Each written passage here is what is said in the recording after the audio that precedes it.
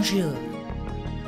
On Mind, Body and Soul, Mantis-style martial arts. What takeaway takes away from your health. And ab myths exposed. But first, we will rock you with the latest in pampering. From the sun-drenched islands of the Pacific comes the hottest massage technique on the planet. Hot stone massage is rocking the world with its ability to drain away the stresses of the day. Hot stone massage is traditionally practiced by the kahunas of Hawaii and healers of Fiji. But today, Graham, a Western massage therapist, is trying his hands at this ancient technique. His special set of self-selected river stones are heated up in boiling water for about 20 minutes before being placed on Louise's back. Graham is also a Lomi Lomi practitioner, another form of Hawaiian massage, and uses this technique first to prepare Louise for the warm treat. During Lomi Lomi, the practitioner makes sure they're always touching the recipient with more than one hand and on different parts of the body. This is to make the brain give in and switch off, rather than try and keep track of all the confusing sensory input. Louise herself is a masseuse and had in mind to concentrate on Graham's moves so that she could one day perform this massage on her clients. But when Graham starts massaging her with rock in hand, she falls into such a deep state of relaxation, she promptly gives up. This is bliss. Kahuna medicine is not just about the physical, their techniques have an impact on the spirit too. The overall ola, or health of a person, depends on a harmonious integration of mind, body and spirit. Some hot stone massage therapists alternate the hot rocks with chilly ones. The hot ones encourage blood vessels to open up and the cold ones constrict the vessels. So blood and lymph are pumped along by a squeezing action, which is great to clear the lymphatic system of any junk. It really gets things flowing again. Graham is primarily concerned with the relaxation of the muscles though. The heat from the stones encourages blood into the muscles, relieving aches, pains and tension. Graham can feel them really loosening up under his deft touch. Most of Graham's clients come to him because they want to de-stress and pamper themselves. Hot stone massage offers the perfect way to chill out after a hard day on the job.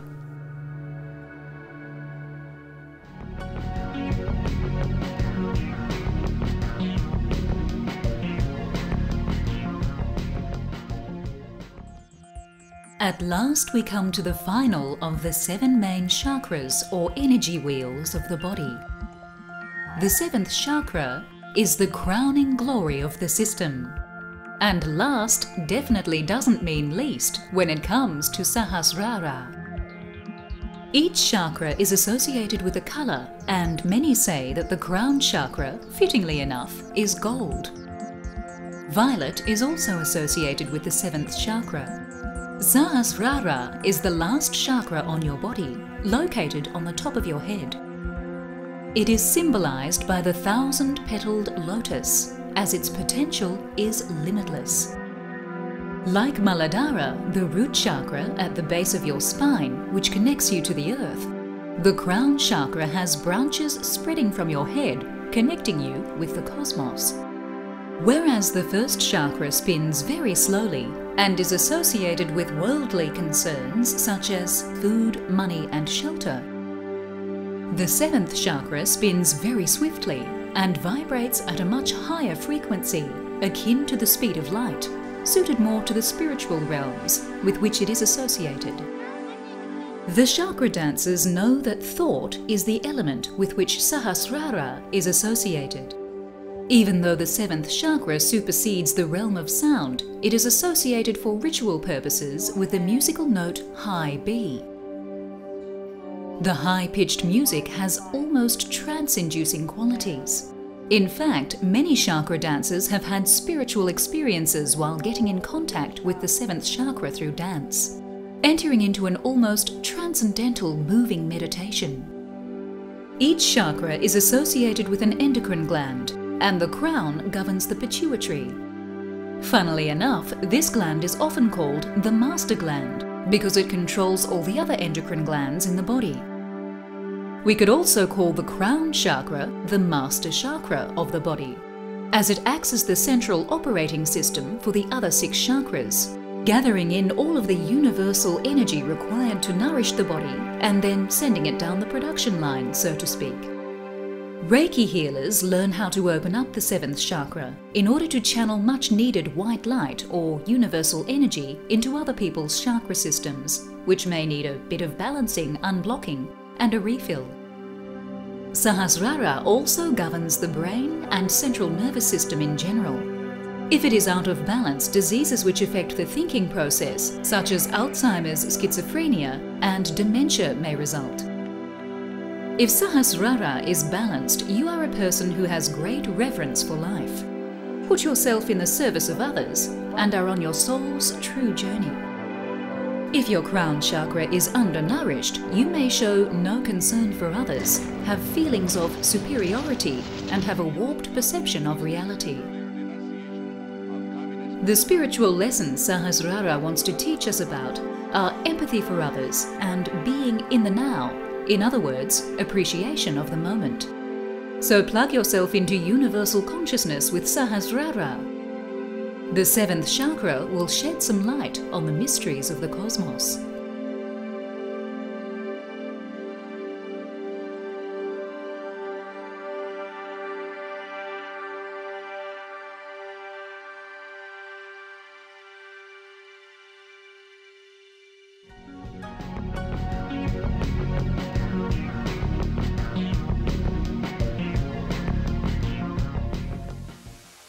Nung, Kai, Wilson and Cameron gather every Sunday afternoon in a park to practice a rare martial art. They are the only 4 practitioners of 7-star mantis boxing in their state. As the name suggests, the style is inspired by the praying mantis insect. Mantis boxing is graceful and stylish to watch, yet swift and one of the more technically demanding styles. The boys begin with a thorough warm-up, the traditional way, using a blue stone wall as their stretching post. Groin, hamstrings and calf muscles are worked on, with the toes flexed back and then pointed forward. Some of the stretches are quite balletic and graceful to watch.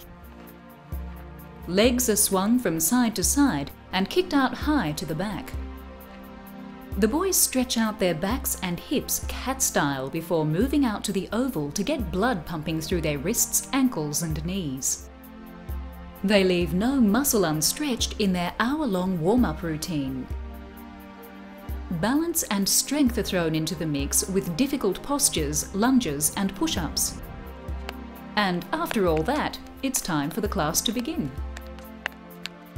The boys enhance their hand-eye coordination by aiming to hit their hands at chin level with their feet. The aim is to make a decent thwack as you hit the hand to demonstrate focus and power. Even the baby mantises are giving it a good go. I wonder what they want to be when they grow up. Once the boys have worked out their kicks along the cricket pitch, it's time to raise the stakes. Aerial kicks are spectacular to watch and require a large amount of practice, stamina and skill. Both legs are lifted off the ground and the hand is struck with force and accuracy. These are not fundamental to fighting, but Nung says they are good athletics. Nung Ho has been practicing mantis boxing since 1993. He runs his 7-star mantis boxing school in a traditional manner. There are no dans and belts here. Nung says the grading system is a Western construct introduced to martial arts to squeeze more money out of students. In his school, students progress when they're ready. It's logical. If a student can master and perform the task Nung asks of them, they will move on up to the next task. Static stances are practiced next. Crouching, hook and empty stance are just a few of the postures designed to increase leg strength and balance. Nung goes through them slowly at first, checking his students' technique, and then calls them out at random, getting the boys' brains working just as hard as their bodies. After a few more quick stretches, it's time for conditioning exercises. Kai and Nung are not banging and grabbing arms just for the hell of it. It's a great way to increase bone density, as the impact encourages bone to lay down more calcium. Next, Nung performs a form called White Ape Steals the Peach, solo. Being an adept practitioner, he has performed this challenging sequence at national competitions. His movements are vigorous, precise, and fast. You can see the more mantis-like influence coming through with this form. This is very impressive to watch, but Nung warns that mantis boxing is not about how many forms you know. In his classes, emphasis is placed on fundamentals and technique. What's the use of putting sloppy technique into an advanced form? Kai performs Piercing Fist by himself. It's a tiring sequence. According to Cameron, who studied Taekwondo before taking up mantis boxing, the most advanced form in Taekwondo is equivalent to the most basic form in mantis boxing. This gives you some idea of how much power and skill it requires of the guys to get through these routines properly. Next, all partake in the 3-step routine, before dividing up into partners to practice hand sparring. This is the last task of the day. Mantis boxing uses a lot of grabbing, pushing and pulling to get your opponent off balance. If you can indeed develop the strength and speed to grab hold of your opponent's hand in mid-strike, it's more advantageous for you in a fight than a punch. Only an open hand can be used in the facial area, but fists are allowed on the body in this exercise. It looks fairly aggressive, but it's all done in good humour. At the end of a hard day's fight, it's time for a laugh. The boys will meet again next Sunday, same time, same place, for more boxing, praying mantis style.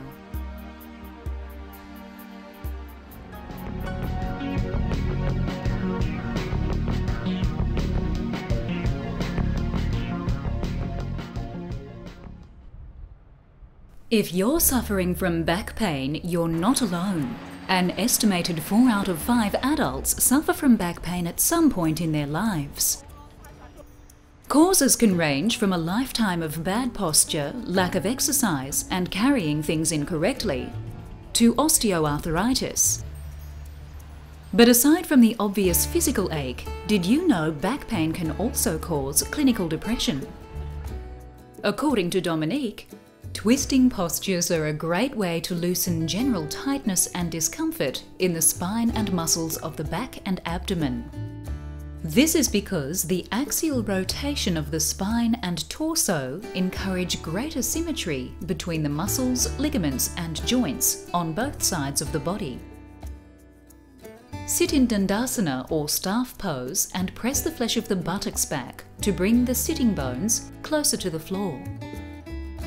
Bend the left knee and place the left foot on the floor on the right side of the right knee. Gently bend the right knee to the left, placing the right foot alongside the left buttock. Or the leg may stay extended in front of the body depending on the participant's abilities. Extend the right arm and wrap it around the left leg, gently pulling the left leg towards the chest. The left arm is placed either behind the back or fingers resting lightly on the floor behind the buttocks. Ensure both buttocks are on the floor and the spine is long. Do not collapse through the chest or midsection. Inhale to lengthen and extend the spine and side waist, and then exhale to slowly twist the torso to the left, looking with the head as far over the right shoulder as practicable. Be sure that the ribs and chest stay lifting up and that the spine remains as long as possible for the duration of the hold. To release, inhale to prepare and lengthen the torso and spine, and then exhale to slowly release the torso and head back to the center, leaving the arms in place to support the spine. Release the forehead to the knees and relax the neck and shoulders for a few moments before moving back into Dandasana and repeating on the other side. So don't let back pain get you down. With these regular twists and some close attention paid to your posture and gait, you should be back on track in no time.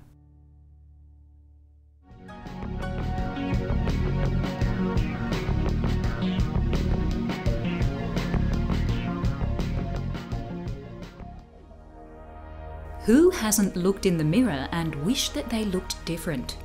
Movies and magazines have always portrayed bronzed, tight six-pack abs as the look we should all aspire to. We've since learned that the sun causes skin damage, and now there is evidence that those six-pack abs aren't really as healthy as they look either.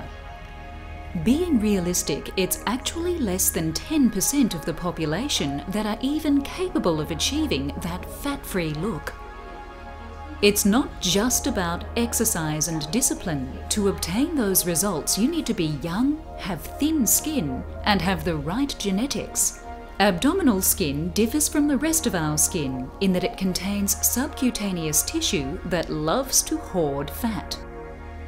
You can starve them or shrink them, but they will always be there, waiting to fill up even if you look at that cheesecake. Studies have also shown that overdoing ab exercises can lead to flattening of the lumbar curve and weakening of the spinal structure. Having a too tight tummy can also cost you flexibility and freedom of movement.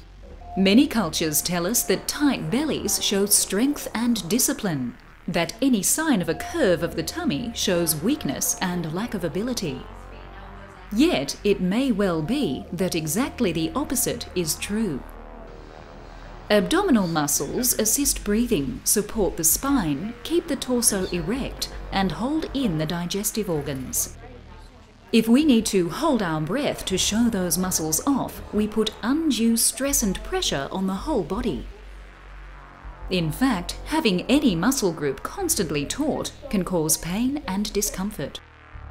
We all have a different center of gravity. This is an imaginary point around which the body's weight is evenly distributed. Known as the core of the body, it's responsible for the body's strength, power, agility, coordination, and balance.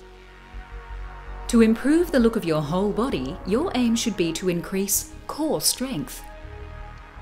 The main concepts of core strengthening programs involve using many muscles in a coordinated movement. For optimal results, it's important to do core strengthening workouts for 30 minutes at least 3 times a week. Rowing is an excellent option as it uses many muscle groups. You can also enjoy the fresh air and the company of others with the same fitness goals. Exercise balls are fun to use and are designed to help strengthen muscles and support the spine from the upper back to the lower back. The different positions and exercises of Pilates inherently challenge your balance, flexibility, and torso strength. While it may take a little while to get used to, a wobble board helps improve balance, coordination, and posture, while minimizing your risk of injury. Working mind and body, yoga provides an excellent strength and toning workout. With deep breathing and deep relaxation, it can benefit all areas of your life. To assist with your cardio workout and coordination, some form of aerobic exercise should definitely be added to your workout routine. Many of the martial arts provide exercise discipline and help increase the fluidity of your movements. You also have the added benefit of learning how to protect yourself. Try finding a variety of exercises that you enjoy to develop core body strength and keep movements fluid. These exercises will improve your whole body and may be far more beneficial than 100 crunches. With so many fitness options to choose from, you have no excuse not to start using all those muscle groups.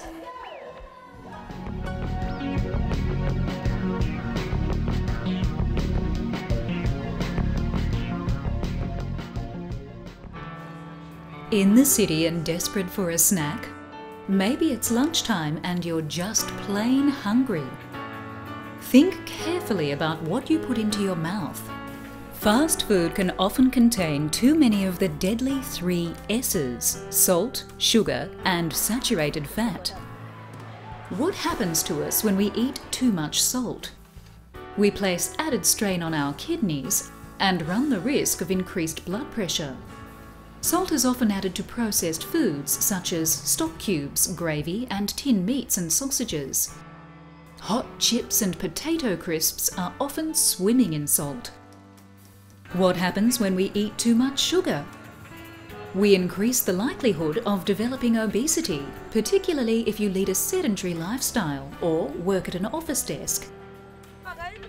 Sugar's bad for our teeth as well, as it encourages tooth decay and cavities. Worst of all, a high sugar diet can lead to mature onset diabetes, which can in turn lead to blindness, blood clots, and loss of limbs. You can find sugar in foods such as biscuits, cakes, and muffins, and it also lurks in soft drink cans waiting to attack our bodies. What happens when we eat too much saturated fat? We run the risk of turning into fat ourselves by becoming obese. With obesity also comes a stronger chance of developing diabetes. Excessive consumption of fat can also lead to heart disease and higher blood pressure, which a diseased heart cannot cope with, leading ultimately to heart attack. Fat is often used in cooking. It's not possible to make fried food, for example, without some fat.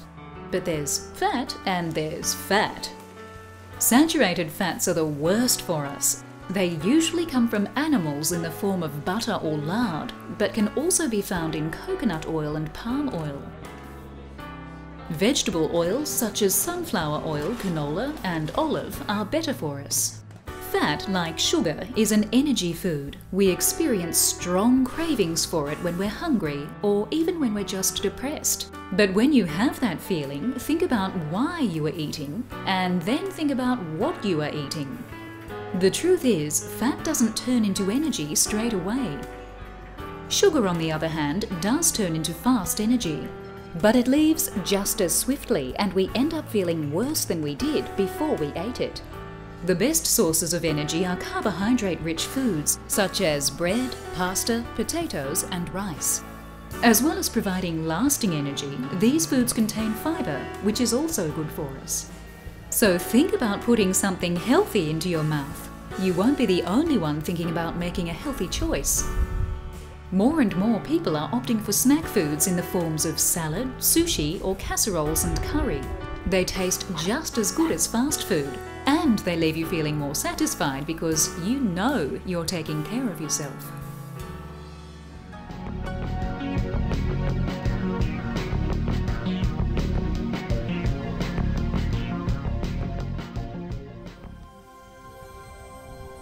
Join us again on Mind, Body and Soul as we discover more paths to health and happiness.